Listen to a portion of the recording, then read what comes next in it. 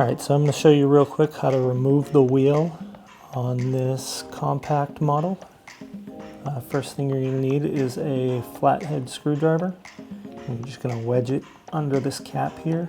Pop this cap off.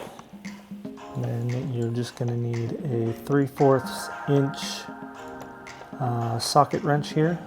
And you're just going to remove this bolt.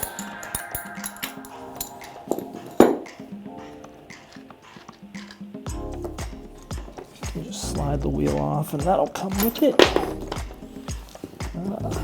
So off the wheel came a lock washer and a regular washer. The one thing you'll just want to check before you put your new wheel on is that this piece here is just magnetized into place. This piece is important. If that piece is not in there, then your wheel is going to be making some noises. Maybe that's the reason why you're changing your wheel. So then you'll take your new wheel and you'll insert this cap side in first.